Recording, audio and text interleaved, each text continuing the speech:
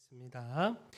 여호와께 감사하라. 그는 선하시며 그 인자하심이 영원함이로다.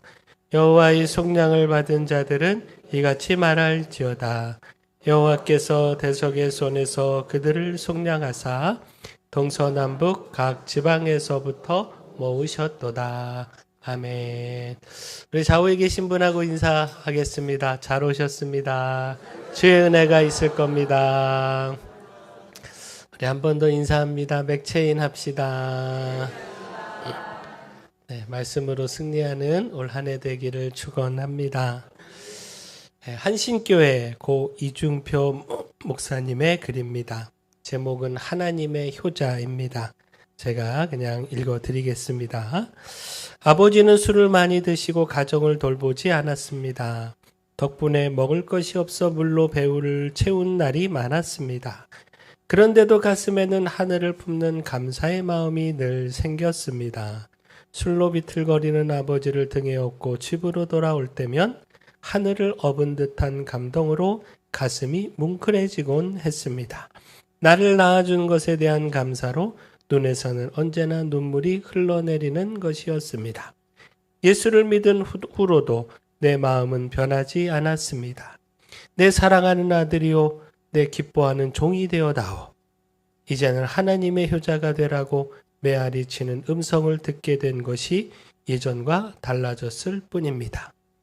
하나님의 효자가 되려는 마음, 그런 마음이 깊어질수록 부모님을 향한 사랑 또한 깊어짐을 느꼈습니다. 어느 날 신방을 다녀오다 잔디밭에 앉아 밤하늘의 별을 바라보았습니다. 불현듯 내 사랑하는 아들이라는 감동이 밀려오면서 기도를 참을 수가 없었습니다. 하나님을 공경하는 마음을 달리 표현할 길이 없어 내 몸과 눈물을 담아 간절히 기도드렸습니다. 하나님의 말씀에 죽기까지 순종하는 아들이 되고 싶다고 기도드렸습니다. 예수님은 십자가에서 죽으심으로 하나님의 효자가 되셨습니다. 나는 이제 예수와 함께 죽고 예수와 함께 사는 별세를 통해 하나님의 효자가 되는 은혜를 받았으니 참으로 신비한 일입니다. 하나님께서는 모든 신비한 은혜를 통해 효의 길에서 어긋나지 않도록 늘 인도해 주십니다. 우리가 언제나 하나님의 은혜를 깨달으면 감사할 수 있습니다. 감사할 수 없는 상황인데 누가 봐도 참 어려운 상황인데 그럼에도 감사할 수 있습니다. 또 그와 같은 감사는 하나님을 위한 삶이라고 하는 사명을 발견하게 합니다. 기꺼이 하나님을 위해 살며 하나님이 주신 사명 따라 살아가겠다 결단하고 고백하고 또 그렇게 살아가게 합니다. 그리고 또한 그 사명의 삶은 다시 하나님의 더 큰 은혜를 깨닫는, 그래서 감사하지 않을 수 없는 축복을 가져다 줍니다. 오늘 맥주감사 주일입니다. 우리가 하나님 앞에 감사할 것 더욱 찾고 감사하며 찬양하는 시간 갖기를 소원합니다. 곧 우리가 항상 매일 범사에 감사해야 하지만 사실 그렇게 못하는 것이 우리의 현실 아니겠습니까? 따라서 오늘 감사주일만큼이라도 깨닫고 우리의 감사를 돌아보고 감사의 삶으로 도전하는 시간 가져야 하지 않겠습니까? 오늘 이 예배가 그런 시간 되기를 소원합니다.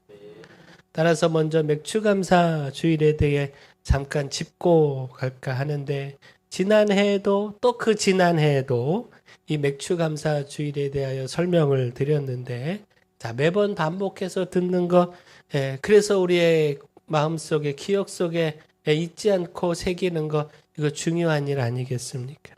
그래서 다시 말씀을 드리면, 자, 맥추절은 이스라엘의 3대 절기 중에 하나죠. 유월절, 맥추절, 초막절. 맥추절은 다른 이름으로 오순절, 또 칠칠절이라고 불립니다. 유월절 다음 날부터 일주일 동안 무교절로 지키는데 무교절 기간 중 안식일이 지난 바로 다음 날에 보리의 첫 이삭 한 단을 가져와 하나님 앞에 드렸습니다. 바로 이 날을 초실절이라고 합니다. 그리고 이 초실절로부터 7주가 지난 날에 밀의 첫 이삭으로 떡을 만들어 다시 하나님 앞에 드렸습니다. 자, 이 날이 바로 맥추절인데 참고로 여기서 맥은 대맥인 보리가 아니라 소맥, 곧 밀을 뜻하는 겁니다. 자, 또한 77절이라고 한 것은 초실절로부터 한 주에 7일씩 7주가 지난 날에 지키는 절기이기에 77절이다 이렇게 부르는 것이고요.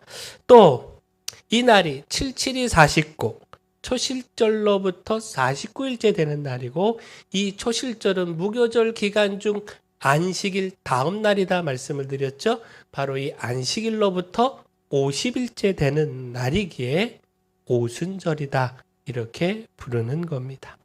자, 아무튼 이 날의 가장 큰 의미는 당연히 감사입니다. 은혜를 주신 하나님, 소산을 주신 하나님, 그 하나님 앞에 감사하는 절기입니다. 그리고 역사적으로 출애굽 후 시내산에서 하나님께서 십계명과 율법을 주신 것, 이것을 기념하는 날입니다. 곧 유월절이 출애굽의 구원의 은혜를 감사하며 기념한다면 바로 이 맥추절 77절은 시내산에서 하나님께서 그 백성들을 하나님의 백성 삼으시고 율법을 주시고 계명을 주신 것, 이것을 기념하는 날이다라는 겁니다. 아무튼 이 맥추절 맞아서 우리가 더욱 감사하며 또 특별히 오늘 우리가 시편 107편 말씀 읽었는데 이 말씀을 통해 하나님의 은혜, 그 놀라운 구원, 따라서 우리가 올려드려야 할 그 찬양과 감사에 돌아보는 시간 갖기를 소원합니다. 그 시편 107편은요. 바벨론 포로기를 마치고 돌아온 백성들의 고백이다. 많은 학자들이 이렇게 설명을 하고 있습니다. 기나긴 억류와 고난을 지나 고국 땅을 밟으면서 돌아온 그 백성들은요. 자신들의 역사 곳곳에 새겨진 하나님의 그 구원의 발자국을 세밀히 더듬으면서 감사한 겁니다. 그 구원의 발자국마다 하나님의 인자하심, 그 하나님의 놀라운 사랑과 긍휼, 이것이 이름표처럼 달려 있음을 깨닫고 발견한 겁니다. 자, 오늘 우리의 인생도 마찬가지 아니겠습니까? 지나온 인생, 하나님의 구원이 그 놀라운 사랑 속에서 베푸신 구원의 역사가 우리의 삶에 끊임없이 반복되고 있지 않습니까? 이것 우리가 깨달아야 하지 않겠습니까? 더불어 앞으로 우리의 인생도 변함없는 하나님의 그 놀라운 긍휼과 사랑, 은혜 안에서 구원의 역사가 계속될 것임을 우리가 믿고 확신해야 하지 않겠습니까? 따라서 또한 감사해야 하지 않겠습니까? 곧 지금 우리의 인생, 우리의 삶 참 어렵습니다. 치열하게 하루하루 힘겹게 넘어가는 분들도 계십니다. 근데 지금까지 우리를 돌보신 하나님, 변함없이 돌보십니다. 변함없이 구원의 역사 나타내십니다. 우리가 지나온 시간, 우리의 삶을 돌아보면 하나님의 은혜다. 하나님의 은혜입니다. 우리가 고백하며 감탄하며 감사하지 않을 수 없지 않습니까? 마찬가지로 앞으로의 우리의 인생, 하나님이 그 은혜로 지키시고 돌보십니다. 변함없이 구원의 역사 나타내 주십니다. 그 43절 말씀 한번 보십시오. 자, 우리 함께 읽을까요? 43절 시작. 지혜 있는 자들은 이러한 일들을 지켜보고 여호와의 인자하심을 깨달으리로다. 자, 이 말씀은요, 다시 말해서 여호와의 인자하심을 깨닫는 지혜로운 사람이 되어야 한다라고 하는 것, 이건 말씀하고 있는데, 자, 우리가 깨달아야 하는 여호와의 인자하심, 하나님의 인자하심은 무엇인가?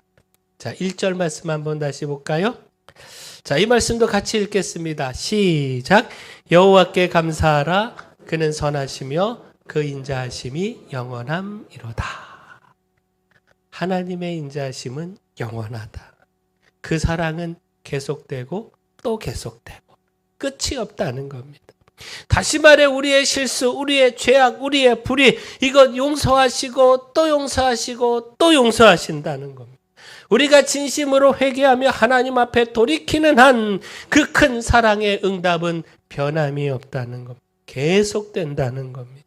따라서 여기서 우리가 확신해야 하는 것, 믿고 바라고 기대해야 하는 것 바로 하나님의 계속된 구원이다라는 겁니다. 지금까지 우리에게 사랑을 베푸시고 구원의 역사를 나타내 주신 하나님, 지금까지 인도하시고 보호해 주신 하나님, 그 하나님이 앞으로 우리의 삶도 인도하심을 변함없이 구원하시고 보호하시고 지키심을 믿고 기대해야 한다라는 겁니다. 그건 믿고 확신하고 감사하며 찬양해야 한다라는 겁니다. 구체적으로 오늘 시편의 신앙인은 이 네 편의 구원의 이야기를 이어붙이면서 하나님의 인자하심을 나타내고 있습니다. 자, 먼저 첫 번째 장면, 길 잃은 광야입니다. 4절, 5절 말씀 보시면 되는데 광야 사막길에서 방황하며 거주할 성읍을 찾지 못하고 줄이고 목말라서 기력을 잃었다는 겁니다. 자, 근데 그때 하나님께 부르짖어 기도했더니 하나님이 인도하셨다. 바른 길로 인도하여 거주할 성읍에 이르게 하셨다라는 겁니다. 자, 텅 빈 광야. 이것은 목적 없이 방황하는 우리 인생의 표상이기도 합니다. 코로나 팬데믹, 경제위기, 끝모를 세계정쟁, 또 기후재난, 또 미국의 자국 우선주의, 통상 압박 등등으로 인해서 지금 우리가 맞닥뜨린 현실의 삶은요, 암울하기만 하고요. 우리가 지금 길을 찾지 못하는 사막 한가운데 있음을 깨닫게 합니다. 특별히 우리 젊은이들, 우리 자녀들, 우리 이들의 미래를 생각하면요, 더 걱정이 많습니다. 갈수록 경쟁이 치열해져 가고 있기에 여기서 낙오되고 방황하는 젊은이들이 적지 않다라고 하는 이야기를 듣기에 우리가 근심하지 않을 수 없습니다. 우리의 힘으로 이 메마른 사막 건너갈 수 없고 쉼과 평안의 성읍으로 나아갈 수 없습니다. 온통 모래뿐인 이 사막 한가운데서 그 길을 찾을 수 없습니다. 따라서 오늘 우리도 부르짖어 기도해야 합니다. 부르짖어 기도할 때 그 백성들에게를 인도하신 하나님, 그 거주할 성읍으로 이끌어주신 하나님의 은혜가, 그 인도하심의 은혜가 평안으로 인도하시는 축복이 오늘 우리에게 동일하게 주어집니다. 따라서 우리가 이 은혜와 축복 경험하고 감사하며 찬양할 수 있기를 축원합니다. 또한 오늘 시편에 나타난 두 번째 장면은요, 흑암과 사망의 그늘, 곧 감옥입니다. 10절 이하의 말씀을 보시면 되는데, 자, 여기서 죄와 불의, 그 사탄의 간교한 사슬과 속박에 매인 우리의 모습을 생각해 볼 수가 있습니다.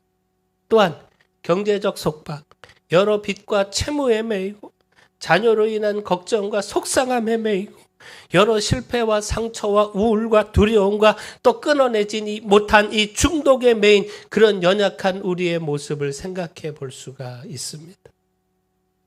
여기서도 구원은 오직 하나님밖에 없습니다. 하나님 앞에 엎드려 부르짖어 기도하는 것, 여호와 하나님을 찾고 하나님의 그 은혜를 구하는 것, 그 영원하신 사랑을 바라보는 것, 이것이 유일한 길입니다. 곧 12절 말씀 한번 보십시오. 하반절을 보시면 그들이 엎드러져도 돕는 자가 없었도다. 자, 이 말씀이 깨닫게 하는 것, 하나님밖에 없다는 거잖아요. 세상 어떤 사람들에게 도움을 기대하는 것, 그들을 의지하는 것, 이것 어리석은 일이라는 겁니다. 엎드러져도 돕는 자가 없었다. 곧 하나님밖에 우리의 도움 없다는 것, 이것 가르쳐주고 있다는 것. 세상에 그 누구에게 도움을 바라고 나를 일으켜주리라, 나를 도와주리라 기대하는 것 어리석은 일입니다.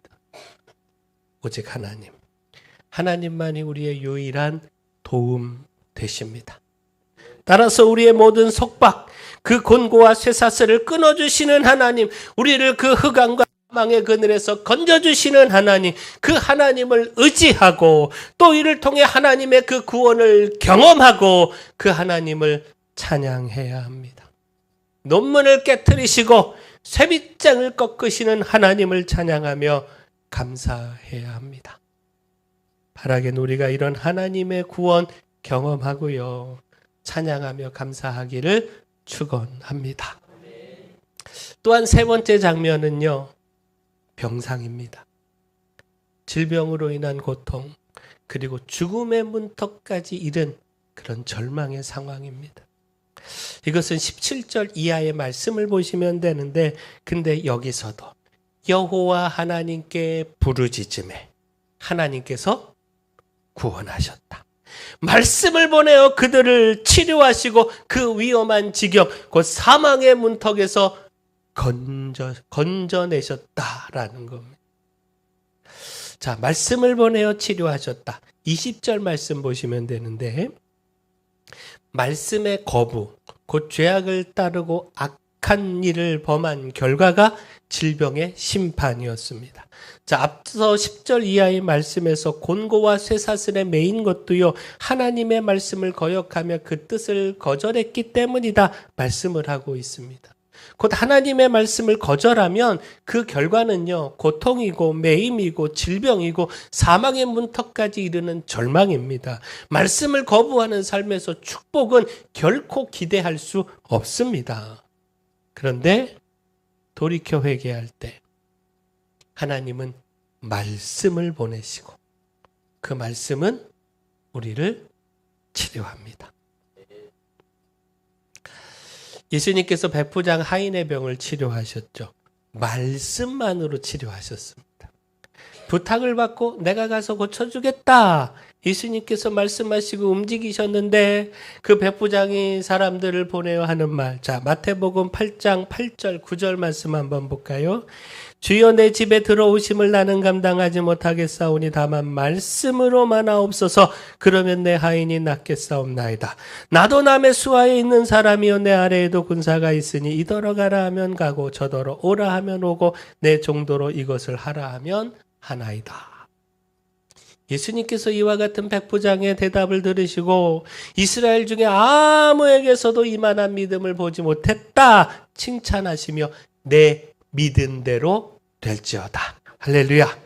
정말 말씀만으로 치료하셨습니다. 찾아가 안수하고 뭐하고 이런 거 다 생략하시고요, 그냥 그 자리에서 그 집에 있는 하인을 향하여 말씀을 선포하심으로 치료하셨습니다. 사실 주의 말씀에 순종하지 않을 존재가 누가 있을 수 있겠습니까? 세상을 창조하시고 우리 인간을 창조하신 이 주님의 말씀 한마디면 우리의 오장육부, 우리의 신체 모든 세포가 다 순종할 수밖에 없지 않습니까? 그 어느 무엇이 주님의 말씀을 거부할 수 있겠습니까? 오늘 우리 안에 연약한 분들이 참 많이 계시는데 주의 말씀을 구하시기를 바랍니다. 주님 내게도 말씀을 보내주시옵소서. 주님의 말씀 한마디면 충분함을 믿습니다. 따라서 말씀을 보내어 내 질병 치료해 주옵소서. 부르짖어 기도하기를 바랍니다. 정말 주님의 말씀 한마디면 충분합니다. 우리의 부르짖어 그 간구하는 부르짖는 그 간구에 주님이 말씀을 보내시고 그 말씀에 우리가 아멘, 우리가 화답하면, 믿고 순종하면 우리의 연약한 질병이 떠날 줄 믿습니다. 이 놀라운 은혜 경험하고요, 또 하나님 찬양하며 하나님께 감사하기를 축원합니다. 자, 마지막 네 번째 장면은요, 거친 바다입니다. 23절 이하 말씀 보시면 되는데 여호와 하나님의 명령, 그 말씀에 광풍이 일어 파도가 일어났다는 겁니다. 선원들은 하늘로 솟구쳤다가 깊음으로 내려가는 파도 사이에서 모든 지혜가 무용지물이 되었고 또 그 영혼은 녹아내렸다라는 겁니다. 그러나 하나님께 부르짖어 기도하자 하나님께서 폭풍을 고요히 하시며 그 물결을 잔잔케 하셨다라는 겁니다. 그리고 그들을 그들이 말하는 항구로, 곧 소원의 항구로 인도하셨다. 평안히 이끄셨다라는 겁니다. 자, 여기서도 기억할 것, 하나님은 그 말씀으로 파도가 일게도 하고 잔잔케도 하십니다. 모든 것이 하나님의 주권, 하나님의 손 안에 있다는 겁니다. 하나님 말씀에 달려 있다는 겁니다.